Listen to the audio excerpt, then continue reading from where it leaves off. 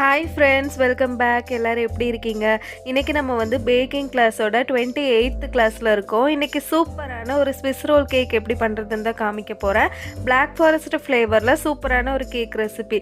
ரொம்ப சிம்பிளாகவும் ரொம்ப ஈஸியாகவும் பண்ணிடலாம். அதே மாதிரி ரொம்ப ரொம்ப டேஸ்ட்டாக இருக்கும் இந்த கேக்கு. இப்போ இந்த கேக் எப்படி பண்ணுறதுன்னு வாங்க பார்க்கலாம். இந்த கேக் பண்ணுறதுக்கு ஒரு ட்ரையான க்ளீனான பவுலில் 2 முட்டை எடுத்திருக்கேன். அது கூட நான் ஒரு 1/2 டீஸ்பூன் அளவுக்கு வெண்ணிலா எசன்ஸ் சேர்த்துக்கிறேன். ஒரு பிஞ்ச் அளவுக்கு உப்பு சேர்த்து இதை வந்து பீட் பண்ண ஆரம்பிச்சிடலாம்.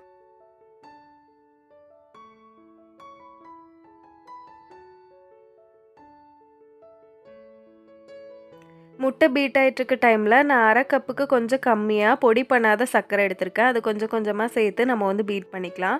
நீங்கள் பொடி பண்ண சர்க்கரை சேர்க்குற மாதிரி இருந்தால் கரெக்டாக 1/2 கப் அளவுக்கு அளந்து சேர்த்துக்கோங்க. இப்போ சர்க்கரை வந்து நல்லா மெல்ட் ஆகி நம்ம முட்டையோட கலர் வந்து க்ரீமியாக வரணும், ஒயிட்டாக இருக்கணும். அது வரைக்கும் நம்ம வந்து பீட் பண்ணிக்கலாம்.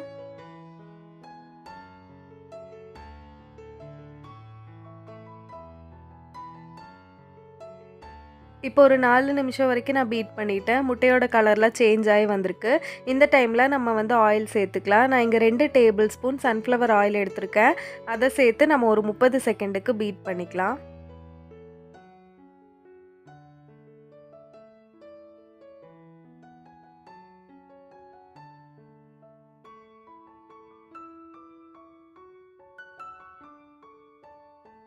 இப்போ இதில் 2 டேபிள் ஸ்பூன் பால் எடுத்து வச்சுருக்கேன். ரூம் டெம்பரேச்சரில் இருக்க பால் தான். அதை சேர்த்து நம்ம வந்து ஒரு 15 செகண்டுக்கு பீட் பண்ணிக்கலாம்.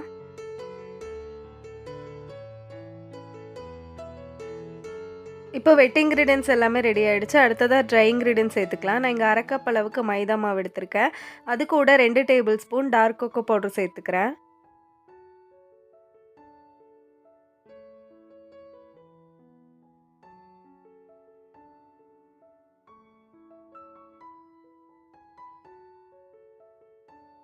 இப்போ இதில் பேக்கிங் பவுடர் 1/2 டீஸ்பூனும் பேக்கிங் சோடா ஒரு 1/4 டீஸ்பூன் அளவுக்கு சேர்த்துக்கலாம்.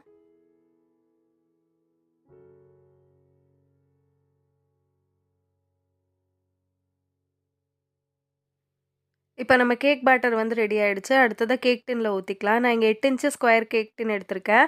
அதுக்குள்ளே ஊற்றி பேக் பண்ணி எடுத்துடலாம். ஒரு பாத்திரத்தை நான் 10 நிமிஷம் ப்ரீஹீட் பண்ணி வச்சுருக்கேன். அதுக்குள்ளே இறக்கி வச்சு ஒரு 15லேருந்து 20 நிமிஷம் வரைக்கும் லோ ஃப்ளேமில் பேக் பண்ணி எடுத்துடலாம். இப்போ கேக் பேக் ஆகிட்டுருக்கட்டும். அதுக்குள்ளே நம்ம வந்து க்ரீம் ரெடி பண்ணிக்கலாம்.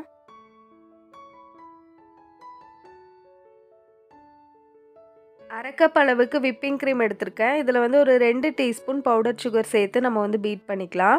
என்னோடய க்ரீமில் வந்து சுகர் இல்லை, அதனால் நான் சுகர் ஆட் பண்ணிக்கிறேன். உங்கள் க்ரீமில் சுகர் இருந்துச்சுன்னா நீங்கள் வந்து ஸ்கிப் பண்ணிக்கலாம்.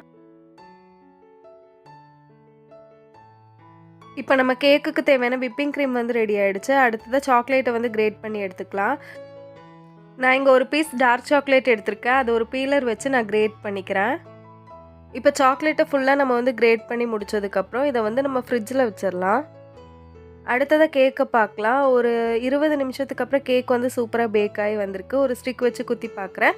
ஒட்டாமல் வந்துச்சுன்னா பேக் ஆகிருக்குன்னு அர்த்தம். இப்போ கேக்கு வந்து கம்ப்ளீட்டாக கூல் ஆனதுக்கப்புறம் கேக்கில் போட்டிருந்தோம்ல அந்த பட்டர் பேப்பர்லாம் ரிமூவ் பண்ணிவிட்டு இந்த கேக்கை வந்து நம்ம ஐசிங் பண்ண ஆரம்பிச்சிடலாம்.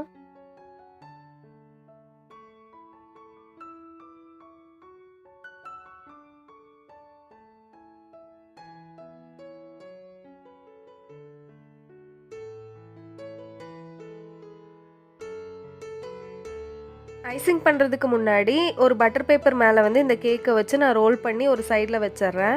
அதுக்கப்புறமா நம்ம வந்து ஐசிங் பண்ணிக்கலாம். அப்போ தான் கரெக்டான ஷேப் வந்து நமக்கு கிடைக்கும். கேக் லைட்டாக சூடாக இருக்கும்போதே வந்து ரோல் பண்ணிக்கோங்க. ரொம்ப சூடு ஆறிடுச்சுன்னா நமக்கு வந்து ரோல் பண்ணுறதுக்கு கஷ்டமாக இருக்கும். கேக் உடஞ்சி போயிடும். அதனால் நம்ம வந்து சூடாக இருக்கும்போது ரோல் பண்ணிக்கலாம்.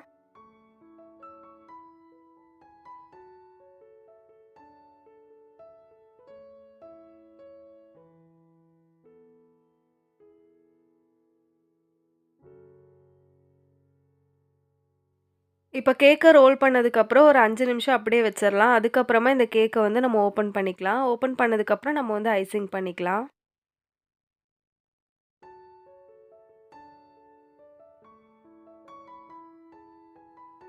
இப்போ நம்ம பீட் பண்ணி வச்சிருக்கோம்ல விப்பிங் க்ரீம், அதை வந்து ஒரு லேயராக கொடுத்துக்கிறேன்.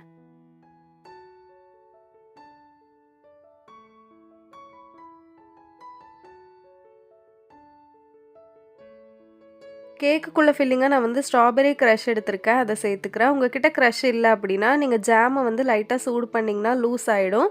அத வந்து ஃபில்லிங்கா நீங்க குடுத்துக்கலாம்.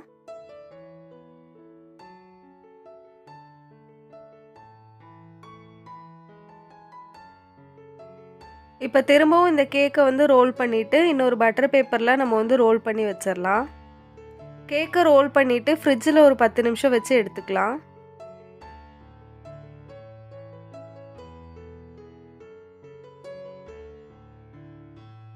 இப்போ ஒரு 10 நிமிஷத்துக்கு அப்புறம் கேக்க வந்து ஃப்ரிட்ஜ்லேருந்து வெளிய எடுத்துட்டேன். இப்போ பட்டர் பேப்பர வந்து ரிமூவ் பண்ணிட்டு, ஒரு பிளேட் மேல வச்சிருக்கேன். அதுக்கப்புறமா நம்ம க்ரீம வந்து பைப்பிங் பேக்ல போட்டிருக்கேன். அத வச்சு கேக்குக்கு மேல வந்து க்ரீம் குடுத்துட்ருக்கேன்.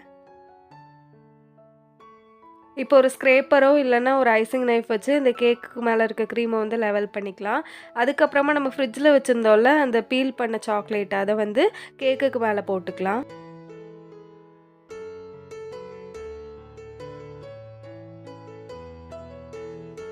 கேக்க சாக்லேட் வச்சு கவர் பண்ணதுக்கப்புறம் கேக்கோட சைட்ஸ வந்து நான் கட் பண்ணிக்கிறேன். ஒரு பைப்பிங் பேக்ல ஸ்டார் நாசில் போட்டு க்ரீம் ஃபில் பண்ணிட்டு கேக்குக்கு மேல வந்து டிசைன் குடுத்துருக்கேன்.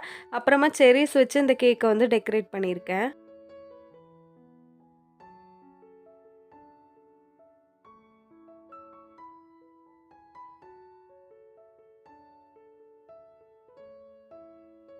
இப்ப இந்த கேக்க வந்து உங்களுக்கு கட் பண்ணி காமிக்கிறேன்.